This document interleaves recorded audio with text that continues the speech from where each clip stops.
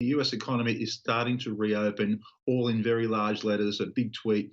And he was followed up very shortly after that by the US Treasury Secretary Steve Mnuchin, who said that he believes that the US economy, get this, will be mostly, if not entirely open by the end of August, the end of summer here. Now, that's pretty remarkable comment. So certainly the White House, the administration overall is really pushing hard for the economies of this country to open. Of course, that's up to state governments, governors, and they're the ones who are making patchwork decisions depending on their situation in their state. So some states have moved. Which ones are they? Well, a lot of the states are Republican ones, like South Carolina, Texas, and especially Georgia. Everybody's watching Georgia. Remarkable what the governor there has done, Laura. It's a guy called Brian Kemp. He's a big ally of Donald Trump. He has opened dining restaurants, movie theatres, nail and hair salons, even tattoo parlours. I mean, he's really going strongly. The interesting thing, though, is that he's doing this before there's been a fall in infections, in the virus infections in his state.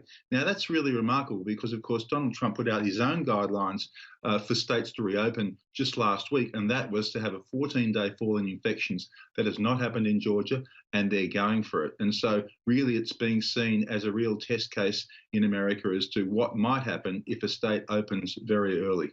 Yeah, it's interesting you say that a lot of the I guess backlash against the lockdowns has been in Republican states, Georgia being one of those. But polls show, don't they, in America, that 8 out of 10 Americans do back stay-at-home orders.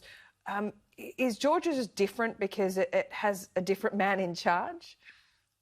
Yeah, to a degree, but a lot of the Republican governors are very sympathetic to Donald Trump's call. And so they're looking at very small steps to reopen their economies. Republicans, surveys show, are not as concerned about the health aspects as Democrats are. This is voters.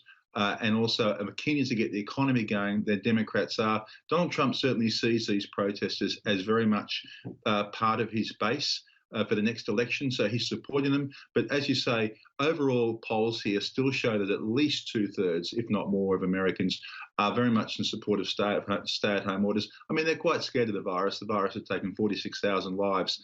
But it's a really interesting situation over in this country at the moment, Laura, because there is a massive debate, and you can see that it's cracking at the seams because these people who really want to open the economy quite quickly, I think, are going to be pushing harder and harder in the days and weeks ahead. And Cam, you're getting quite good at this Skype thing. How's life like in Washington these days?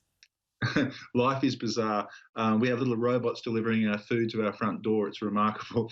In Washington, it's this an amazing city at the moment, Laura. I mean, you go downtown, it's just a series of big empty monuments, the Lincoln Center, the Memorial, the Congress. It's like a ghost town. It's really remarkable. And of course, inside the White House, you've still got Donald Trump, the coronavirus task force. You see a few people coming in and out of the White House every now and then. You see almost nothing else. It's just the most surreal, strange place. And where we are, I live in a nice neighbourhood. I'm lucky in that sense, but literally just a few miles down the road, across into the Maryland border, there's hospitals that are overflowing, lots of people dying and very, very sick. So it's a very surreal experience over here.